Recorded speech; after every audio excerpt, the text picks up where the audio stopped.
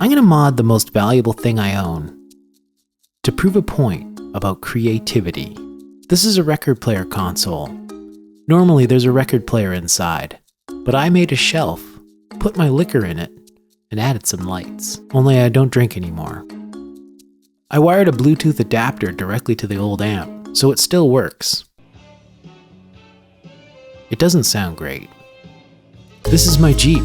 You've probably seen this before. There aren't many bolts on this Jeep I haven't turned, but it's too cold to film in the garage, so we'll let him sleep. Night. I've modded pedals. I've made pedals.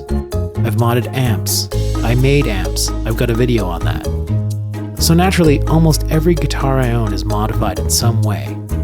Except this guitar. It's perfect just the way it is. Now the guitar community is pretty funny.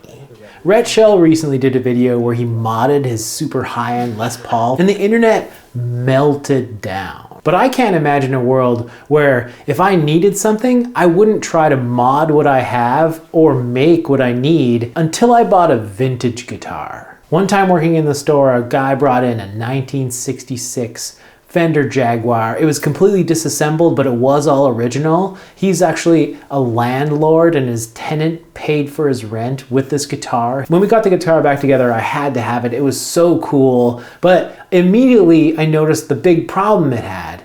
You could only really play it clean. Once you added any distortion, it would howl like a banshee. And the guitar needed a lot of modifications to make it play for the style of music that I wanted to play, but I didn't have the heart to do it because it was so original, and any kind of modifications to it would ruin the value of the guitar. Since I couldn't make it mine, I sold the guitar. I told myself no more valuable vintage instruments until I accidentally bought a guitar that was worth way more money.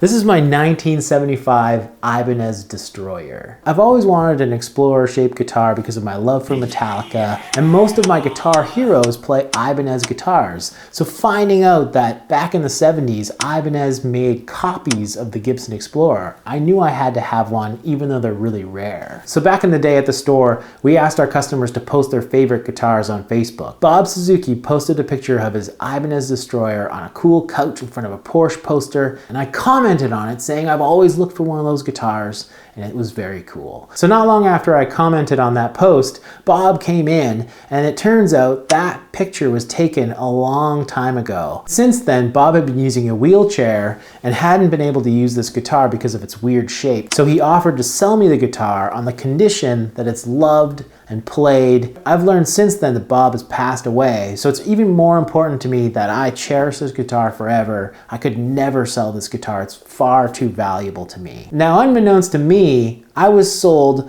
one of the most valuable things I've ever owned. This era of guitar is the same guitar that one of the most prolific modders of guitar culture played. Eddie Van Halen had this exact model. This is very famously the one that he cut a big hole out of and named it the Shark guitar. So herein lies the choice. It doesn't play the way I want it. It doesn't sound the way I want it. But if I'm to never sell this guitar, I have two choices. I either sit on this guitar, look at it, but don't play it, or I do a couple of mods to it to get it to where I want it to play and make it my own. And I'm going to mod it.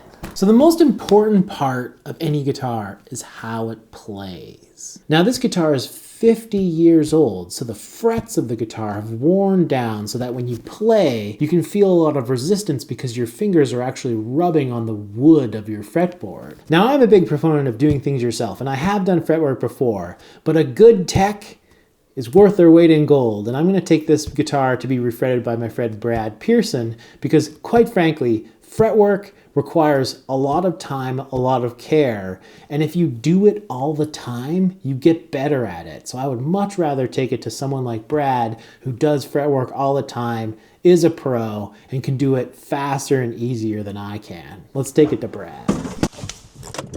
So how does fixing, modding, or making your tools make you a better creator? Creativity at its core, to me, is problem solving. Being creative can mean that you're making something brand new from scratch, but most of the time it means putting existing puzzle pieces together in a new way to make something new or improve on something we're already doing or have. So even knowing the basics of just being able to mod something to your needs, since you can only know what's going on in your head, helps you put those puzzled pieces together so you can make something new. A great example is my Jeep. It's probably the most modded thing I own, and as a result, I know that thing inside and out. I can tell my Jeep isn't running right just by the vibration of the floorboards at my feet. In knowing your creative tools that well and knowing how to optimize them, that's just good for creativity. Like getting your buddy Brad to put new frets on your guitar.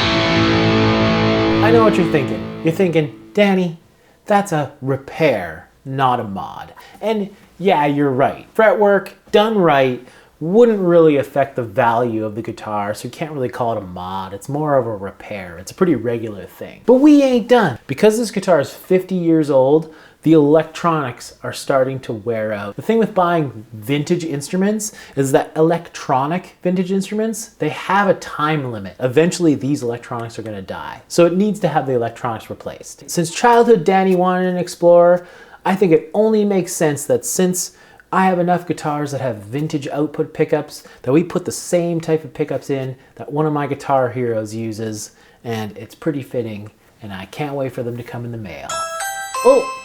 There they are.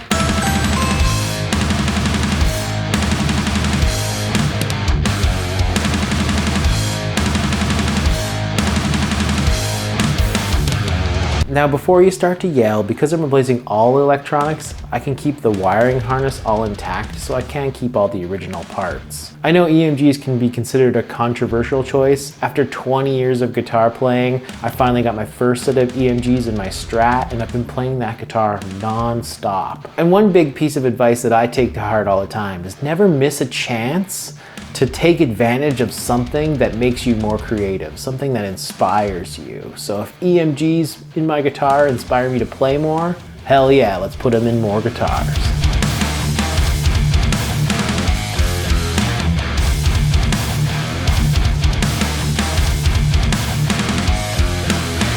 Oh man, I forgot. These pickups need a battery.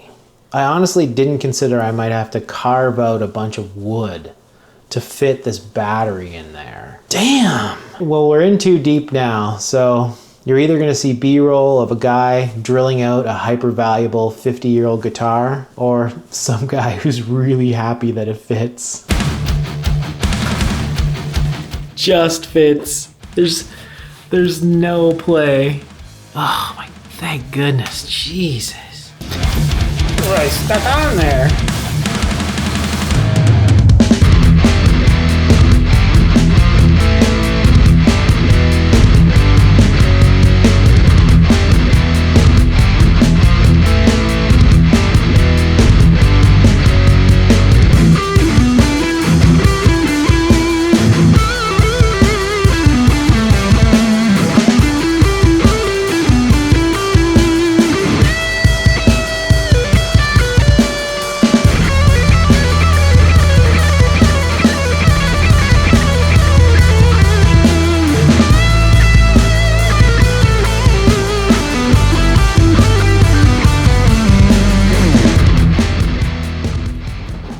Okay, fine, it doesn't look so different, but it sounds and plays completely different, and I'm super stoked. Creativity is about solving problems, and the best creatives are the ones that are solving personal problems that they have that just so happen to be relatable to other people's problems. The most powerful reason to mod your creative tool is to make it yours.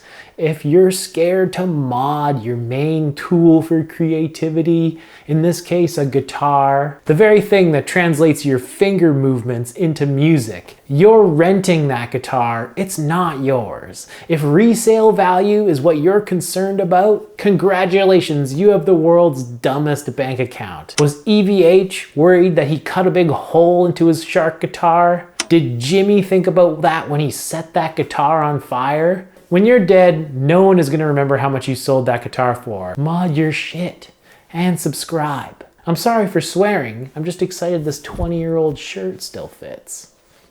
Thanks for watching.